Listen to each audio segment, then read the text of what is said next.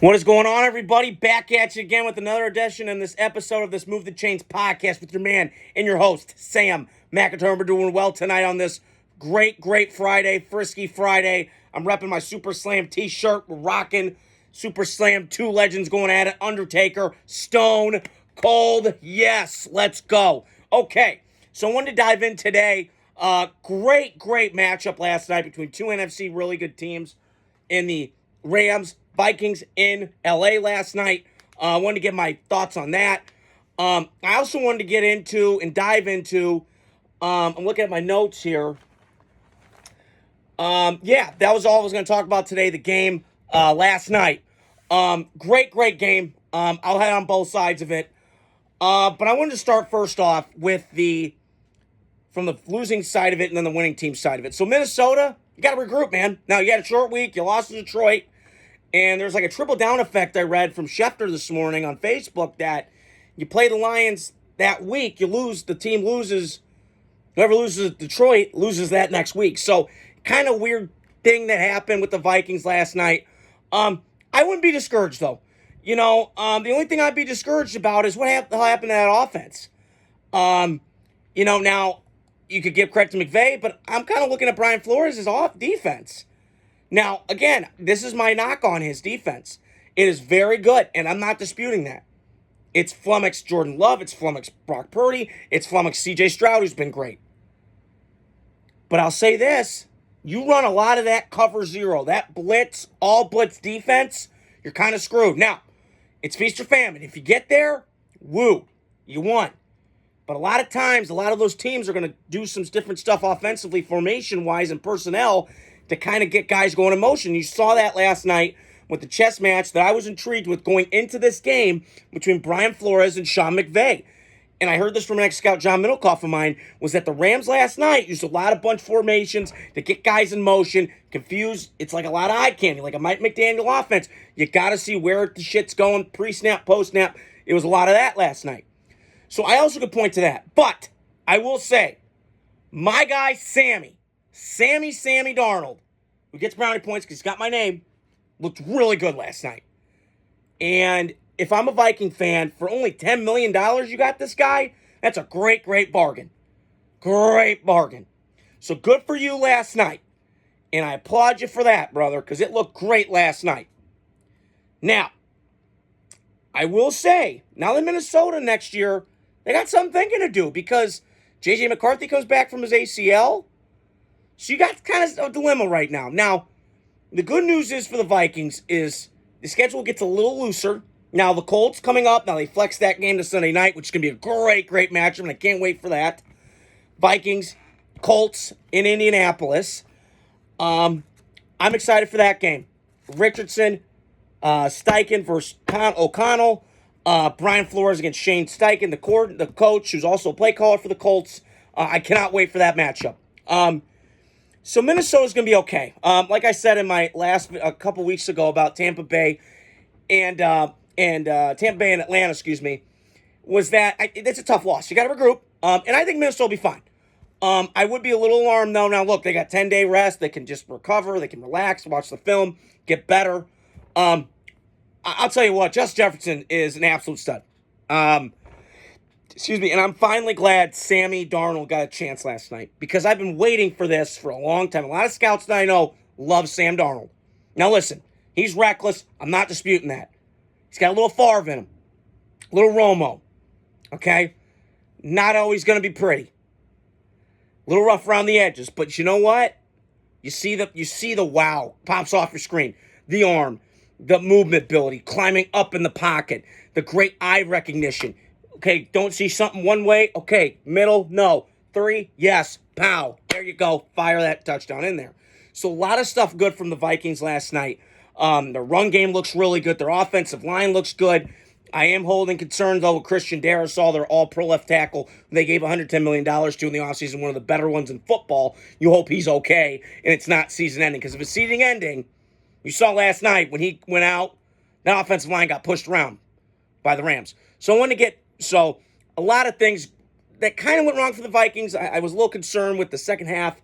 Maybe the Rams just did a better job defensively. Chris Shula did a nice job, the new defensive coordinator for the Rams after Raheem Morris left and took the Atlanta job. So a lot of good things last night from the Vikings. I wouldn't get too caught up on it, but you got to win now.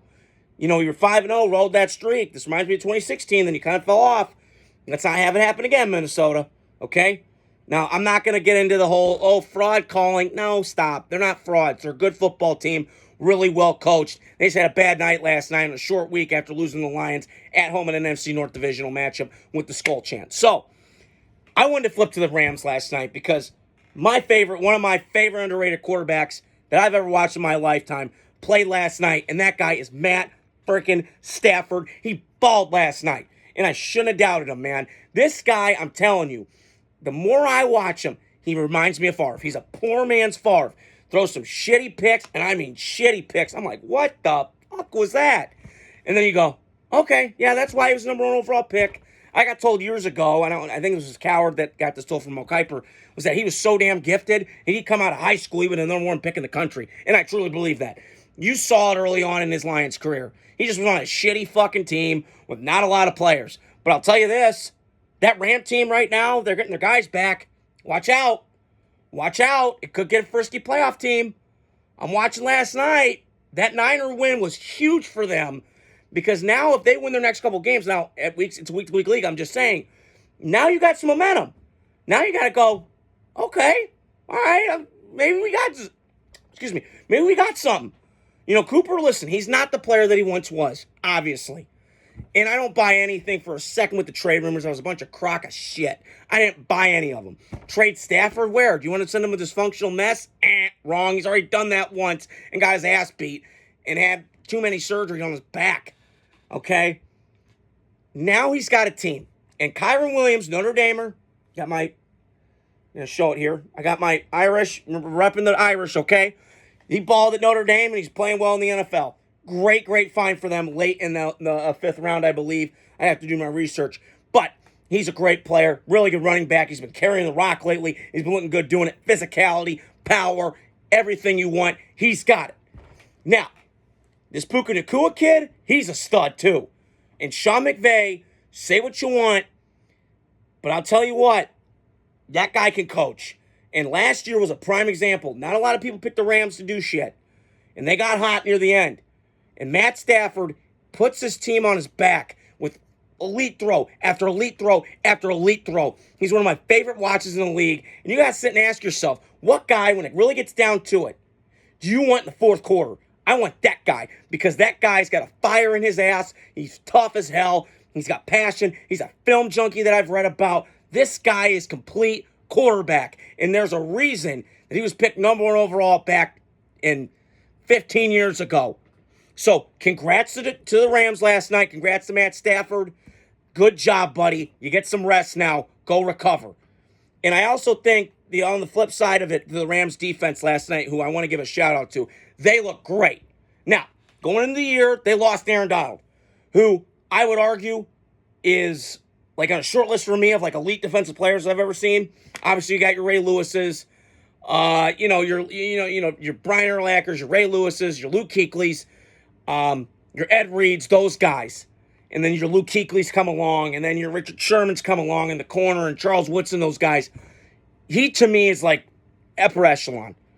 I think him and JJ, to me, when they were at their peak, now, JJ obviously had a lot of injuries, and his position was a little bit harder because he was playing inside against guards and tackles, so no Aaron Donald, but they were both dominant in their prime. But I would say Aaron is just on a different level. He was so dominant. I remember when I watched him when he was at Pitt that last year before he came out in 2014, I went to watch, I think it was a Duke game. They were playing Duke. Pitt was playing Duke in Durham, North Carolina.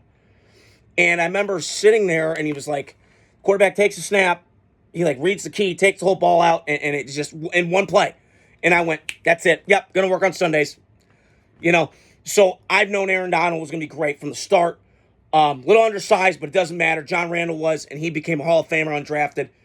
Story's remarkable, too. So, what do I make of this game going forward for both teams? I'll reiterate it again.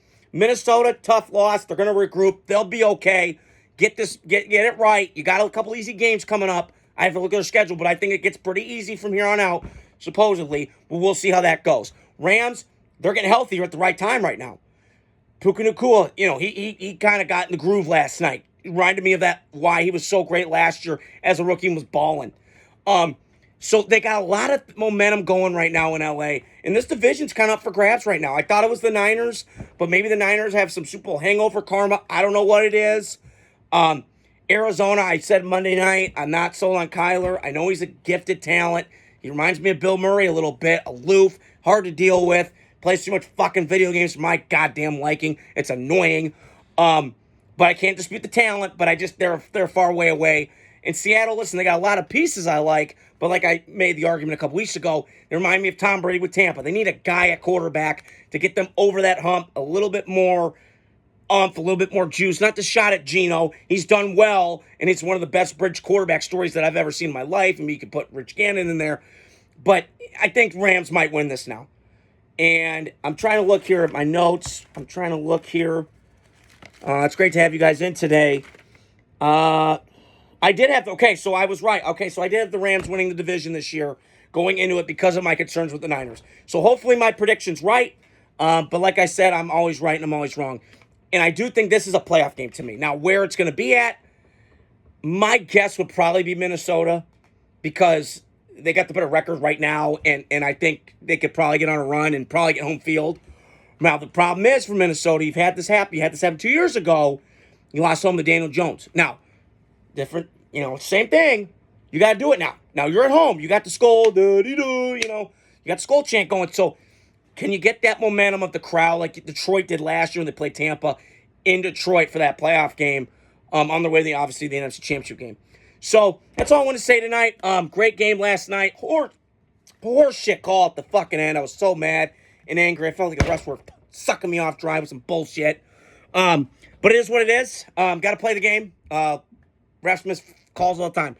So I just want to hop on here tonight. Hope you guys are doing well on this frisky, fun Friday. Like I always say on my episodes, hit the like, subscribe, share button, comment on this video, and talk to you guys soon. More videos will be coming.